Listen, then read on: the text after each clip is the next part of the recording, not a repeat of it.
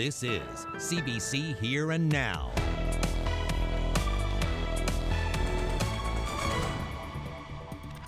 The Muskrat Falls mega project. Better managed, but still susceptible to risk. More on that coming up. It's been chased. The game in the Goulds comes to an end. Can't believe. A reunion 70 years in the making. Fentanyl is so dangerous because it's so potent. Breaking down why fentanyl is killing so many. A Newfoundland woman remembers Diana. Their Royal Highnesses were most touched by your thoughtfulness in writing and for sending such a charming present. It's long weekend time, and it all kicks off with some snow in western Labrador tonight and in through tomorrow. We're certainly improving from there. The details are coming up. Well, let's get to our top story. The summer of Chase the Ace finally came to an end last night, and a husband and wife from Conception Bay South, along with 3 other couples, are the province's newest lottery winners. Yeah, Don and Marge Gorman drew that ace of spades, and they received a little check for a big amount, $2.7 million. And there was an enormous crowd cheering them on. Today, people in the Goulds are trying to take back their town while speculating about how all the money raised by the church is going to be spent. Here now, Zach Gowdy has our story. And it is...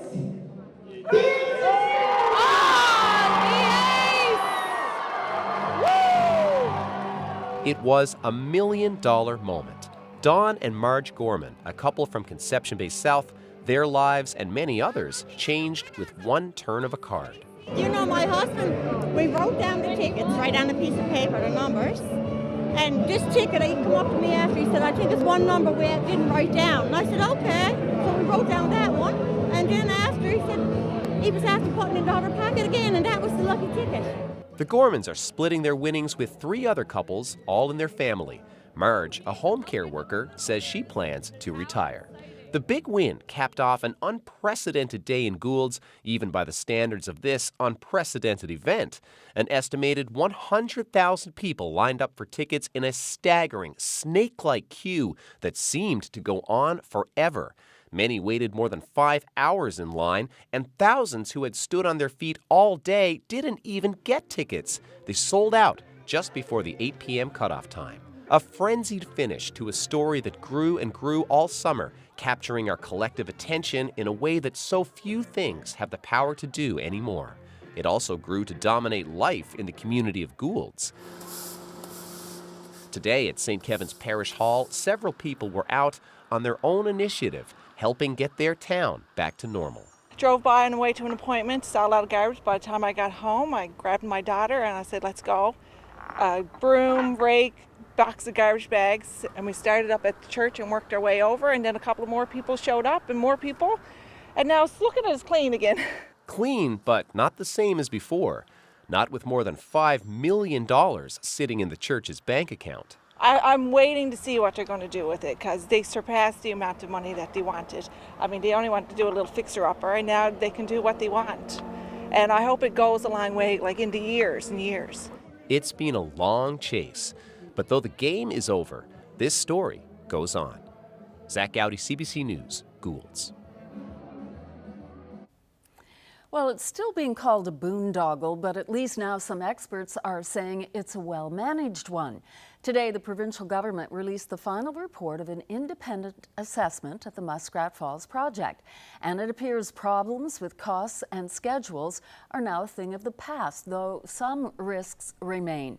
Here now's Terry Roberts is following our story today, and he's joining us live from our newsroom. So Terry, what is the latest? Yes, Debbie. Well, it's been 16 months since EY made a series of recommendations to Nalcor and the provincial government on ways of improving management of the controversial Muskrat Falls project. Well, today the report card came in, and it's fair to say the grade was a good one, but some work remains. Now, Natural Resources Minister Siobhan Cody hasn't had many chances to deliver positive news about Muskrat Falls. Billions over budget, 2 years behind schedule. But today was a little different. When you have a report that says there's been substantive progress, I think that's a positive thing. So it is reassurance to me as minister, to the government, to the people of the province, I think, that things are moving in the right direction. With Muskrat Falls ballooning out of control, the Liberals hired EY to assess the costs and timelines, the reasonableness of those timelines. Well, EY presented 6 recommendations, and today its final report. And it looks as though Nalcor and the government took them seriously. The minister credits a lot of the progress to CEO Stan Marshall. Mr. Marshall separated the project into both transmission and generation. Some of those things have added to the improvements to the project. As you may recall, we've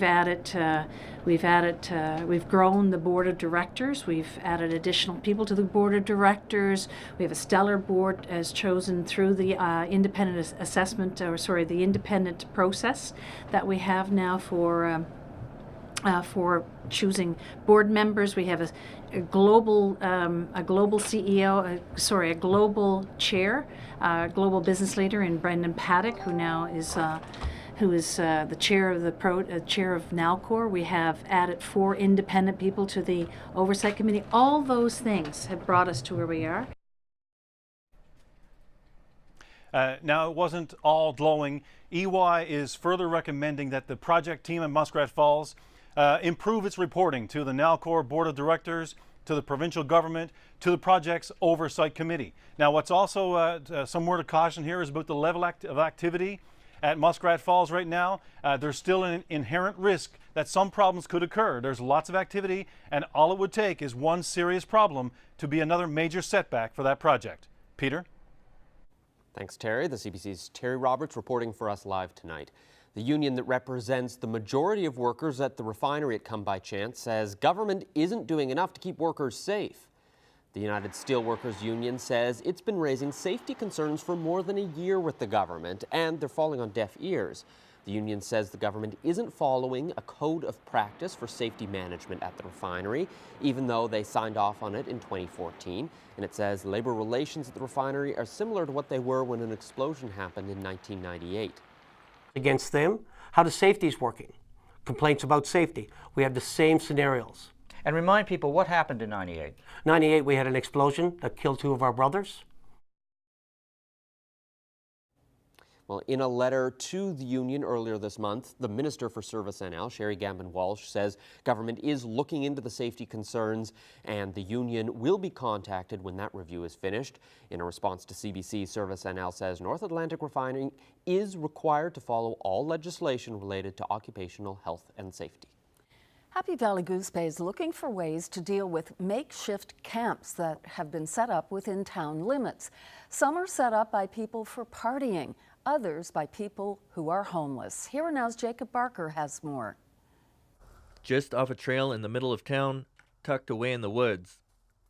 Signs of drinking, signs that some may spend nights out here. When I see it, I don't see garbage. I see a person. I see a person that's struggling, that needs help. There are about 27 camps. The town says people frequently express their concerns about the camps, like open fires near houses and children encountering intoxicated people. RCMP say they respond to about 5 intoxicated in public calls a day, the equivalent of a full day's work for one officer. The problem, like the town, is growing, and organizations like the Friendship Center and the Homeless Shelter say they recognize people's concerns, but they're asking for understanding. They're not there because they absolutely want to be there. It's something that happened in their lives that affected their life so hard that it's their lives now are mental health and addictions, and it's not always something that they have control over. The shelter in the town can help people try to find housing and cope with mental health issues. It can also house 8 to 12 people a night. According to workers here, the number of homeless people in town is always changing. Some people live in the camps and don't come looking for help. There are some people that I see on the streets and in the wooded areas and in some of the encampments that don't come to the shelter at all. And though this shelter worker thinks homelessness will always be around, he does think it can be mitigated. There's always going to be a few people who are not ready for the help that's required, not ready to be in a situation. where they're sheltered and into some sort of housing circumstance. But we've done a lot of work in the last couple of years. There's a lot that can still be done. The Friendship Center and the Homeless Shelter both would like to see all the groups that deal with these problems come together and come up with a strategy to eliminate scenes like these and get help to people that need it the most. Jacob Barker, CBC News, Happy Valley Goose Bay. A bizarre court story out of Carbonear came to a close today. 23-year-old Joshua Chubbs was sentenced to 1-year probation for advertising a circumcision service without a license to do so. He was also ordered to do 40 hours of community service and pay a $100 fine. Chubbs was in provincial court in Harbour Grace this afternoon for sentencing. The 23-year-old pleaded guilty to the charge last week when another charge of practicing medicine without a license was dropped. Both charges were laid under the province's Medical Act back in March after a woman reported him to police. She said Chubbs messaged her on Facebook offering to circumcise her young son. Well, the RNC hope this next video will help catch a wannabe thief who drove a car into a St. John's business. The suspect didn't take anything, but police say he left lots of damage when he drove into a dealership in June. A heavy-set man can be seen peering into the front of Argo, an ATV dealership on Topsail Road in Mount Pearl. And then he backs a Chevy Cruze, believed to have been stolen. And we're just going to pause a moment till the video catches up with us. And you're going to see this guy, and he does get into a Chevy Cruze.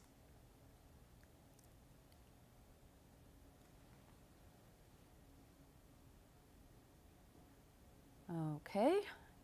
And it's believed that that vehicle was stolen. He drives it into the store's garage door.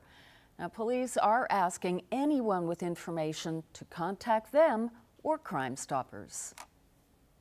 Some roads in the east end of St. John's will soon be making a switch to one-way. It's part of a new traffic pilot project set to launch in September and continue through the fall, aimed at improving traffic flow and pedestrian safety on Duckworth Street East, Plymouth Road and Kitty Road. According to the city, many people have complained about the area being confusing and hazardous. The streets will revert back to normal sometime before snow clearing starts. Well, for more than 20 years, Mike Roberts of Triton has been hauling cod just like his father and grandfather before him. But Sunday morning, he reeled in a rare catch. Yeah, it's a pretty massive cod, the likes of which he's never seen before. Here's Roberts describing the estimated 50-pound prize fish to the broadcast Gavin Sims. We were all nets there Sunday morning, and it was, I believe, the 4th net that we hauled that the fish. We seen him at quite a distance. He was showing up way down underneath the water because of the size of the fish, right? Yeah. So any trouble getting it aboard? No, none at all. Mostly hydraulics now. Our fathers and grandfathers before us, they worked like sons of guns, right? So right now it's all hydraulics, so it's pretty easy going. Right. So what was your reaction when you first saw it? Oh, like you would, the song and dance type thing. Excitement for sure. Yeah. So had you ever seen anything like it? No, not that size. The head was pretty big on the fish, and the eyes were popping too. I guess it was the pressure of the water, 700 feet of water that the fish was swimming in. I saw a picture of it. It looks like a bit of like a prehistoric creature. It does, yeah, it do. So any idea how old this thing might have been? I'm guessing 20 plus years for sure. Yeah. I guess you'd have a problem determining the age of the cod. I guess the scientists at Marine Institute or something would be able to do something like that. Eh? Yeah. I'd say it was around 45 pounds. It was 30 pounds with the gut taken out, and we had quite a snarl with the fish. We had to cut it out of the net where it was rolling up that much in the net. It became entangled, and we had to cut it out. We couldn't untangle it with our hands ourselves. We had to cut the fish literally out of the net. Yeah. So was this guy among other large codfish, or was he just a huge exception? Yeah, he was the huge exception. We were getting a lot like what grandfather and dad would call rounders type fish, right? Or trap fish, we call them. But this one was sticking out like a sore thumb, right? So what was the fish merchant's reaction to this thing? Oh, he was just looking down over the side of the boat, and he said, "Where'd you catch that to?" And he said, "Let me get the weight. I want to see what it. I'm curious to what it weighs. 30 pounds with the gut out." Yeah. Wow. Yeah. So you're probably talking an extra 20-odd pounds with the guts, are you? For sure, because the belly was quite big, right? Actually, I didn't take the picture. It was the wharf monitor that monitors the fish that took the picture to catch, and then I posted it on Facebook, and it went from there on, right? It's up to 500 shares now, last I've seen. Oh, people are saying it's prehistoric, and they've never seen nothing like it, and yeah. Wow. How many fillets do you think are coming off that thing? Well, I was just thinking, how many people would that feed? For sure. A lot. And the most important question is, if it's a bigger fish, does it taste better or worse? You know, like if it's been that old, you know, I'm sure it's good. Yeah. Yeah, I would think it'd be maybe a little fishier, but I would think it'd be very tasty. And of course, this is a good time to remind people that this is the last weekend for the summer part of the recreational food fishery. Runs right up until Monday. So, and Saturday to Monday. Yep. And I guess coming up, you'll give us an idea of how good it'll be for if you want to get out and boat. And that's right. Sunday. And as you said, Peter, it's the last summer fishery there, but people shouldn't get too disappointed. The fall fishery opens September 23rd. Well, from the depths of the ocean to the depths of emotion, our next story was decades in the making. It is a reunion between a nanny and the once upon a time little boy she used to look after. Here and Now's Garrett Barry has our story.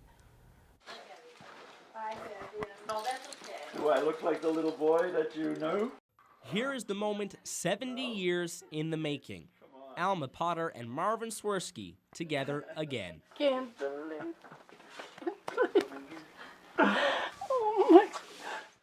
The last time these two were together, Marvin was just 6, and Alma was 18, his nanny in Corner Brook.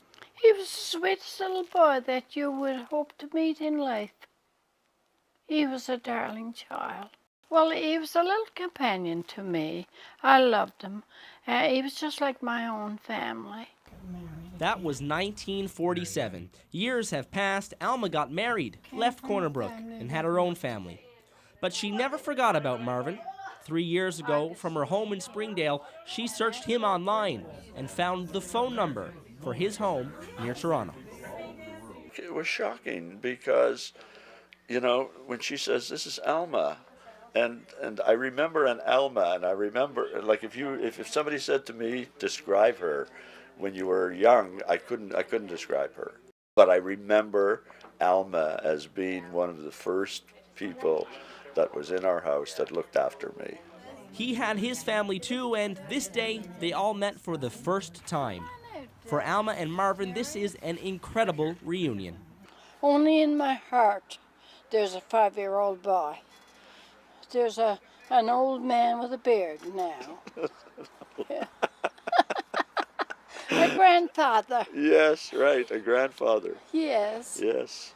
But he's just as precious. Oh, I feel tremendous. I can't describe how I feel. With lots of stories and lots of memories, it's brought back lots of emotion. It's almost like having my mother beside me. Yes, my darling. Alma is now 89. She's not sure she will see Marvin again, but on this day, Marvin says this isn't the last goodbye. Garrett Barry, CBC News, Springdale. Oh, what a heartwarming story. Definitely. 70 years. That's incredible that they could find each other. Yeah, and it's amazing also how, you know, the image you have in your mind never seems to age while everything else around you does. Yeah. Yeah, that was lovely. A lot of people remember when Princess Diana visited this province. Tonight, people are remembering news that shocked the world 20 years ago, her tragic death in a car crash. That story is up next. And Music NL has released its list of entertainers in this province who are up for awards. We'll show you who's leading the pack later in our program.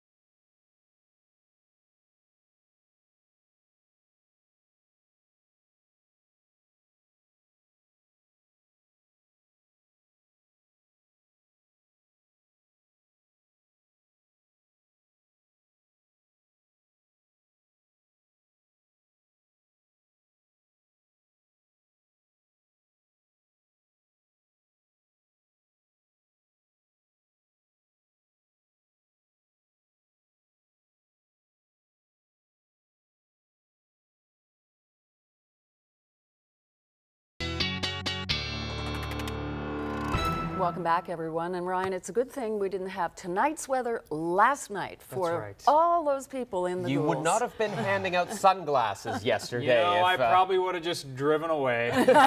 There were too many people. It wouldn't have been safe. Yeah, no, thankfully the weather was fantastic for yesterday. Not so much today, where we've been watching that rain pulling in. We're actually, although it's raining and not so nice out there right now, we are dodging a big bullet. And this is a big storm that's passing south of the island. This was, again, the one we were watching off the southeast parts of the U.S. earlier this week. It had the potential to become tropical, but either way, as we mentioned, it was going to be a big one, and it is. This thing is bringing hurricane-force winds with it, again, south of the island over the Grand Banks. It's a very powerful storm. GOES 16 satellite image shows that nicely. There are the hurricane-force winds wrapping around on the other side of the system. Sable Island has picked up over 100 millimeters of rain over the last 24 hours, so very, very wet system as well. But again, primarily tracking south of the island. That said, we have been seeing some periods of rain streaming up through this afternoon, now pushing up towards central Newfoundland. The steadiest rain band right now stretches from Metro across to Clarenville and then into just south of Gander. We'll see some breaks in on the other side of this, but still some showers and periods of rain on the menu for most of the night tonight. The other big story is this developing system in through western parts of Labrador.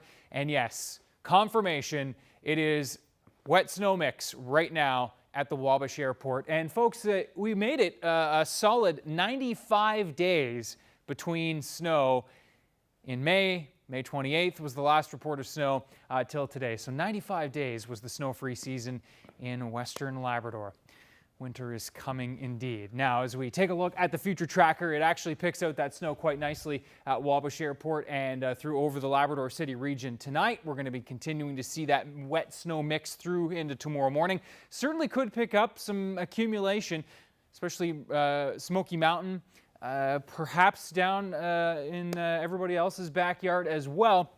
But I think it'll be slushy and wet. Now, as we roll throughout the morning, that will likely mix over to just some rain for you folks in western parts of Labrador. Chance of showers for most of the big land.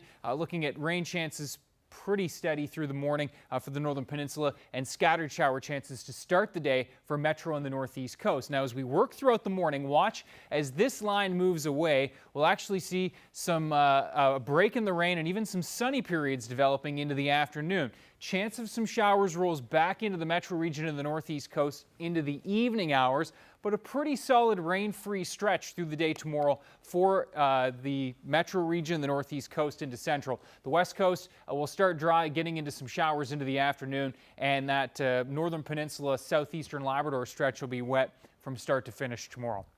So we start near 11 in St. John's. Actually get up to around 17, 18 degrees, and note that wind shift. Northwesterlies gusting to 50 in the morning, but it shifts to west and southwest into the afternoon. That's why we'll see that nice temperature rebound. That afternoon sun breaking in will help with our temperature as well. So overall, pretty good afternoon. Just watch for those evening showers. If you do have some Friday evening plans, those will start to move in again, mainly after supper time. I don't think there'll be a washout, but some of those will be clipping through the region. Now, 17 to 20 degrees generally across the island for tomorrow. Again, a dry start for the southwest. That rain moves in for you folks through the morning hours, and central into that rain by late afternoon as well from that second round. Labrador, yeah, the good news is here, that is a brutal forecast, even for September 1st, but it is all improving from here. Pretty solid weekend shaping up for Labrador Saturday and Sunday, especially. We'll talk about that coming up in just a few minutes. Debbie? Thanks, Ryan. 20 years ago today, Princess Diana died in a car accident in Paris, along with her companion, Dodi Fayed. Her limousine was being chased by paparazzi, and her chauffeur was drunk.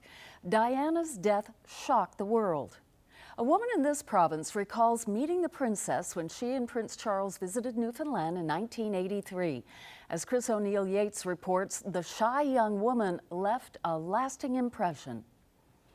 There they are, the Prince and Princess of Wales. The first time Princess Diana set foot on Canadian soil, Wendy Martin was there. I was a royal watcher, and I, was very impressed with her. So impressed, in fact, she made a gift for Prince William.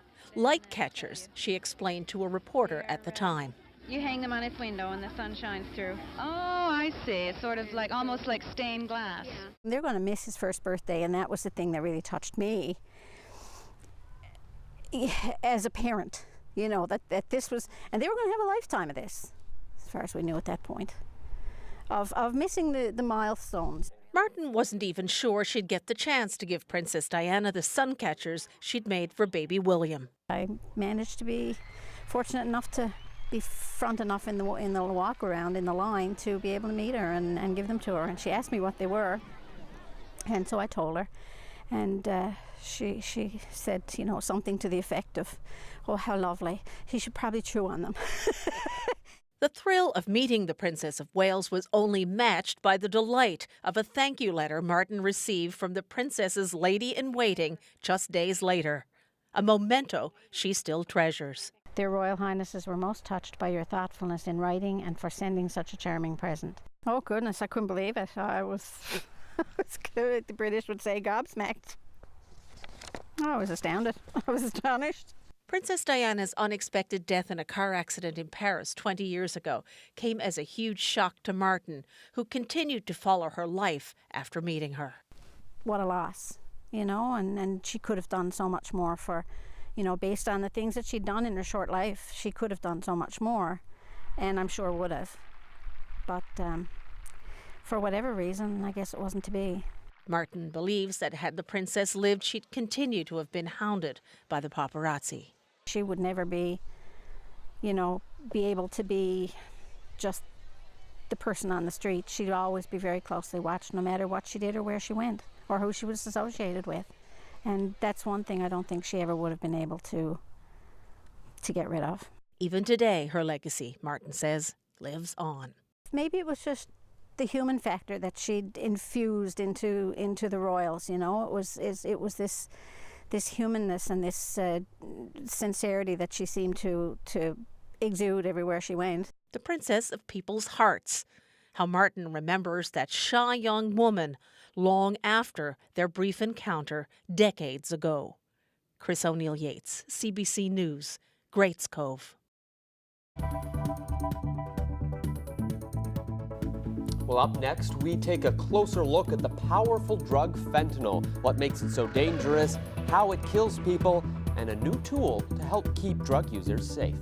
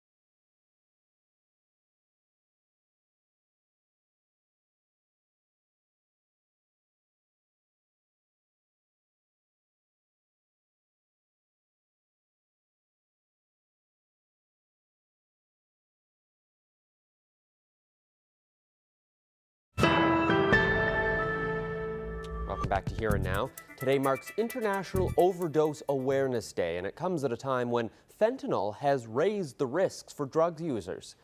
In St. John's today, SWAP marked the day with a display in Bannerman Park. The group has a new tool to try and fight the increase in deadly fentanyl in drugs around this province. Test strips can help drug users. Tree Walsh explained for me how they work. These are essentially urine test strips, originally designed for doctors to monitor that their patients are indeed taking the fentanyl. This strip only tests for fentanyl, and what people have found is that when they're preparing their drugs for injection, they use something like a cooker or a spoon. If they dip the test strip into their prepared dose of drugs, it will tell them if fentanyl is present or not, which makes a world of difference. In fact, life or death for the person, because then they know that there's fentanyl in here and they have to be extremely careful. So, right now, how much do these strips cost? To buy them from the manufacturer costs $1. An individual in the province, in the city in fact, first saw these at the International Overdose Awareness Convention or conference that was in Montreal a short while ago, and picked some up and purchased some that we could make available to people here to cut down on the risk of overdose. So, what are you hoping that these strips will do?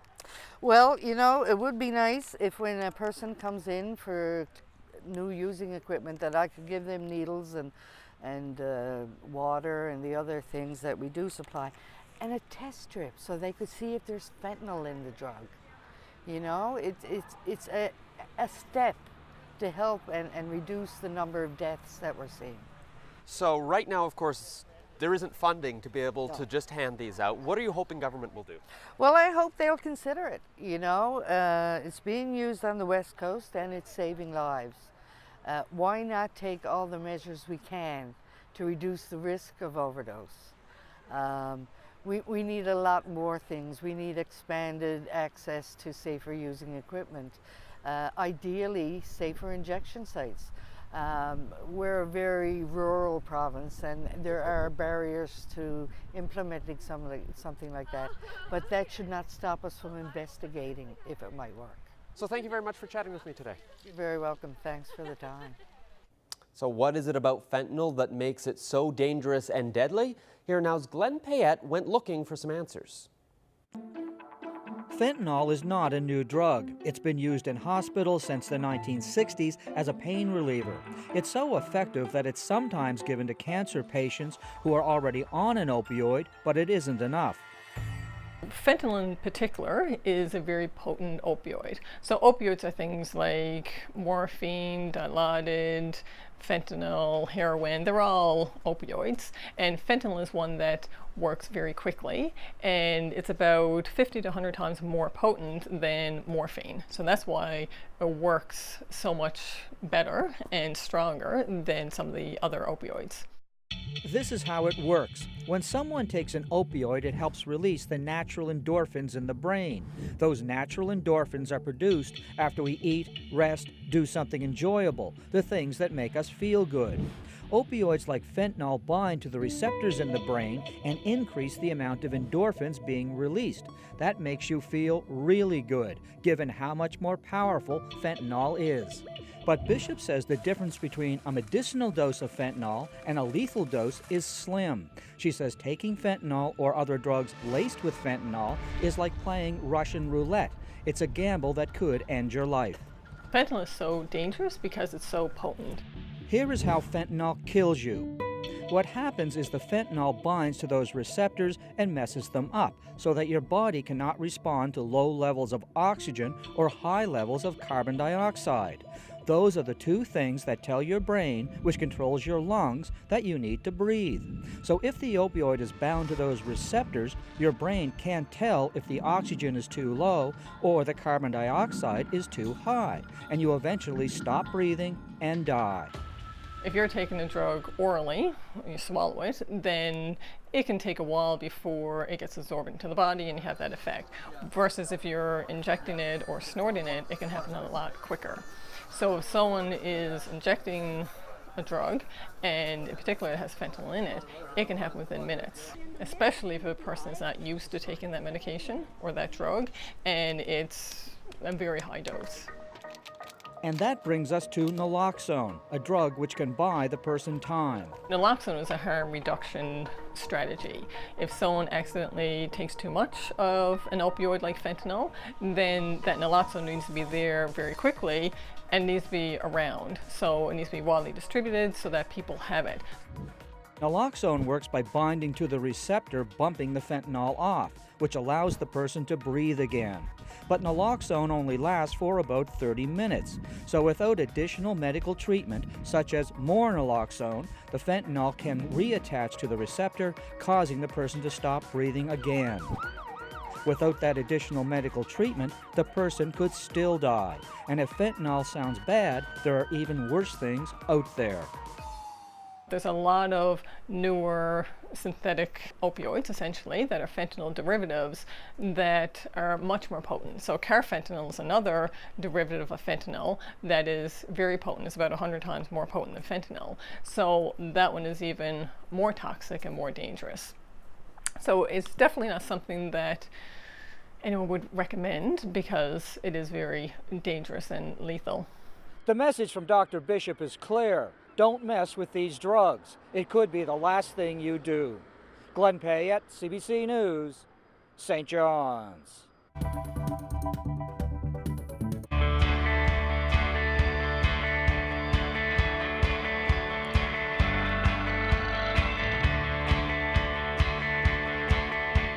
And the nominees are... The details are out about who's up for Music NL Awards. In just a few minutes, we'll give you a glimpse at some of those names.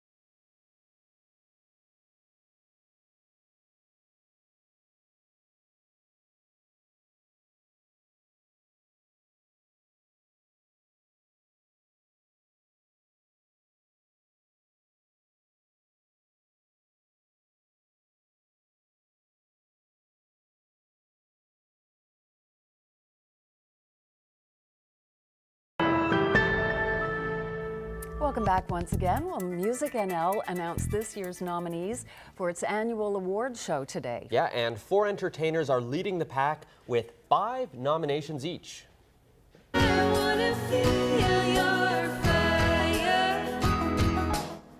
Well, some of the nominations for the Once include Album, Fans' Choice, Folk Roots Artist of the Year. Their latest piece of work is called We Win Some, We Lose Some. You only gotta love me. Janet Cull also has a handful of nominations, including Female Artist of the Year, Pop Rock Artist of the Year, and Album of the Year for her latest piece of work called Real Tough Love. Seems we have reached a critical call. Ian Foster is another entertainer who's landed 5 nominations. His latest album, Sleeper Years, earned him a nomination for Album of the Year. He's also up for Fan Choice and Folk Roots Artist of the Year.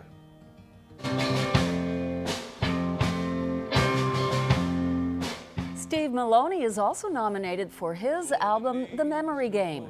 Some of the awards he's up for include Album of the Year, Country Artist of the Year, and Male Artist of the Year. The storm won't strike the same place twice. And last but not least, the CBC's Gavin Sims is among the artists who've received multiple nominations. He's up for Alternative Artist of the Year, Songwriter of the Year, and Male Artist of the Year. Congratulations, and to everyone, of course. The awards will be handed out on October 15th during a ceremony hosted by Alan Doyle at the St. John's Convention Centre, and you can see the full list of nominations at musicnl.ca.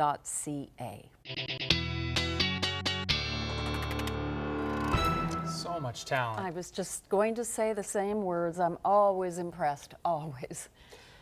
Let's look ahead to the weekend, because a lot of people, we talked about going out for the food fishery, but even if you're not going out in boat, a lot of people have outdoor plans. That's right. It's that last sort of weekend. Yeah.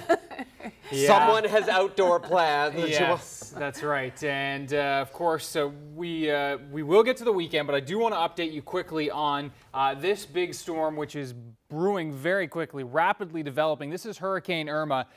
Has gone from a tropical storm to a Category 3 just in the course of the day today. It's a very strong storm, gusts over 220 kilometers per hour right now.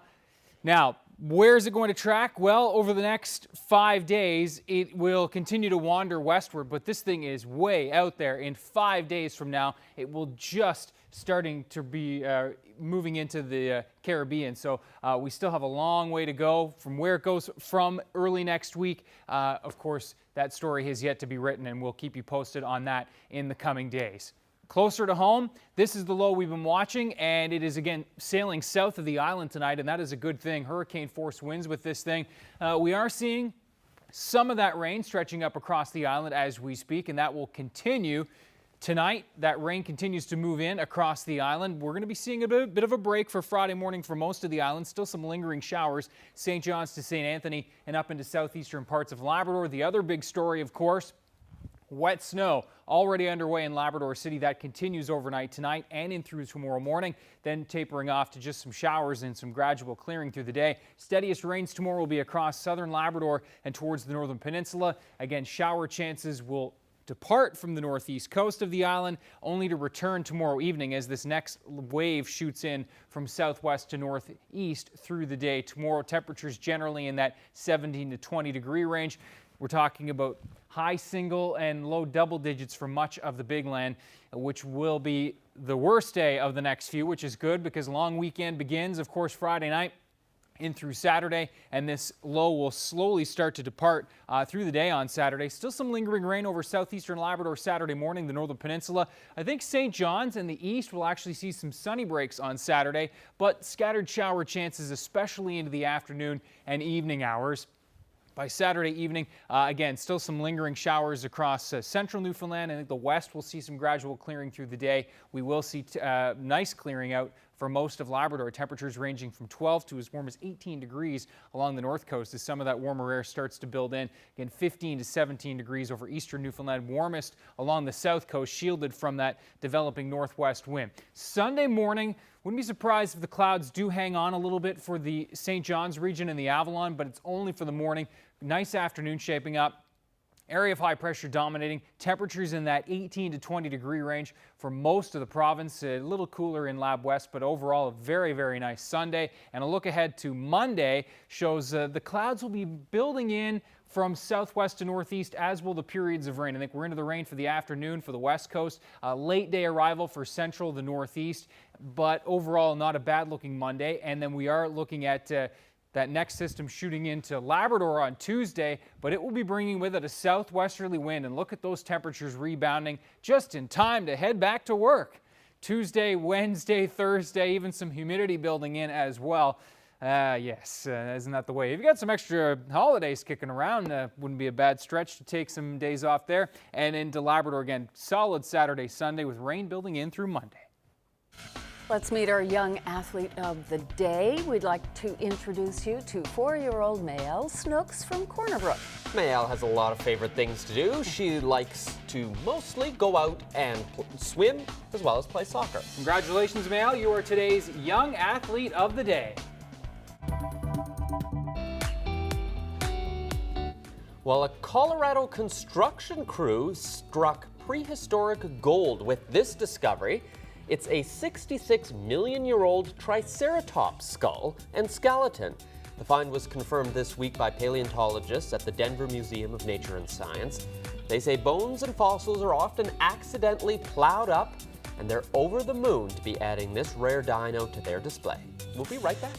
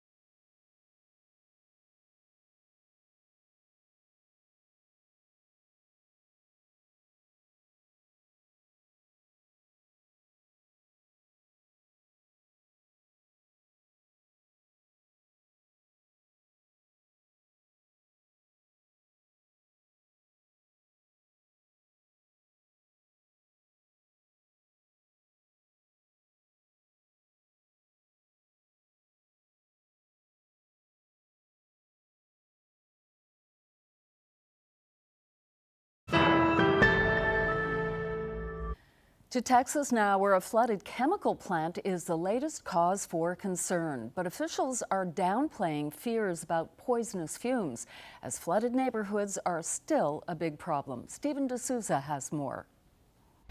It's day 6 since Harvey first hit, but to look at the flooding in this neighborhood, you'd think it's day 1. We hitched a ride aboard a 5-ton truck with Brad Morris and his brother Adam. They bought it on Craigslist earlier this week and drove from San Antonio to lend a helping hand. Texas pride. I mean, I was trained on these when I was in the Marine Corps, so I felt pretty comfortable driving it, and we couldn't sit around and watch all these folks, so we had to get them out. They drive into the Barker Ridge subdivision. helping bring out those who ventured in on foot to salvage whatever they could. We evacuated the first time. All we had was just a couple changes of clothes. We thought it was going to be like 2-3 days. We've heard a lot about the 2 reservoirs in Houston where they had to do a controlled release of water and a little bit of water overflowed. Well, this neighborhood is right in between both of those reservoirs, and here you can see the result. There are holdouts here, people who refuse to leave. Khaled Suleiman was one. He thought he could outlast the floodwater. I had no water inside my house, but I mean, look, the water is like 3 feet high. I was running out of supplies, you know, and I had to leave at some point. The hazards from Harvey are still a clear and present danger. Flooding caused explosions overnight at a chemical plant. There were no injuries, and officials say the fumes aren't a threat. In Beaumont, with the city's water pumps failing, a hospital was evacuated. And across the state, there are still dozens of rescues taking place. Back in Barker Ridge, they're a long way from beginning to recover. It's about trying to start over with just the basics. But at least they're doing their best to stay positive. We make it through, we have a hell of a story to tell, man. We was in history. Stephen D'Souza, CBC News, Houston.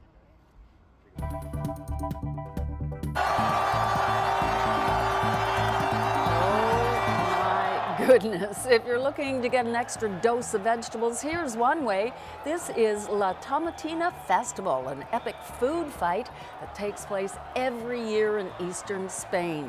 More than 22,000 people took part in the hour-long food fight, using about 160,000 kilograms of tomatoes as ammunition, making tomatoes quickly go from feasts to fiestas. Oh, what a waste of food, though. I'm wondering if the Tide Festival comes the next day to wash it all away.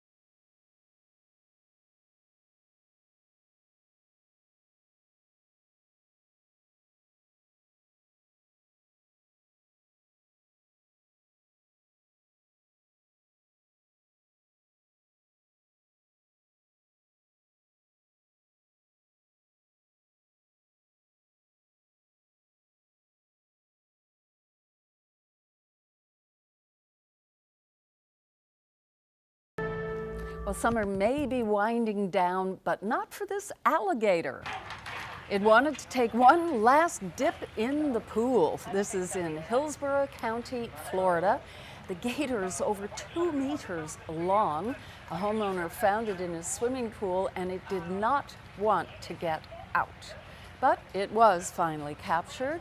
It'll be taken to an alligator farm and protected under a state breeding program. Yeah, at least the good news about things in the water in this province is they're not going to eat you like he would. Imagine coming out for a dip. Well, here's a stunt that has all of Toronto buzzing, a new Guinness World Record for wearing a bee beard. Yeah, so under that mass of wings and stingers is Juan Carlos Nogues Ortiz. He's an employee from the Dicky Bee Honey Farm in Corkstown, Ontario. He sat like this for 61 minutes. Oh my goodness. Beating the previous record by almost 8 minutes. He says, as you'd expect, he's not scared of bees. He only practiced the stunt twice before doing it for real. And he only got a few stings in the process. Oh my goodness, Peter. Ugh. Who's the other guy, though, that seems to not care either? Coming into the bee tent to... oh, man. Yeah, I think I'll just stick to eating the end product. I don't need to get this close to the bees. No thanks. Before I get to the viewer picture, here at CBC, we do want to just give a huge shout out to the Goulds, who were, of course, first class last night, inviting CBC and, of course, much of the Avalon region into your community over the last few weeks, and especially last night. Thanks, everybody there was so welcoming. So thank you very much once again. Viewer picture of the day comes to us from the resettled area of and community of West Point. So no one there now, but Janelle took their youngster, I'm assuming by boat, to West Point and had a little picnic there, and beautiful picnic. What a shot. I've never heard of that community. So many around resettled and kind of lost touch with those names. Wonderful shot. Thank you for sending it in. Have a great night, everybody. See you tomorrow. Good night. Good night.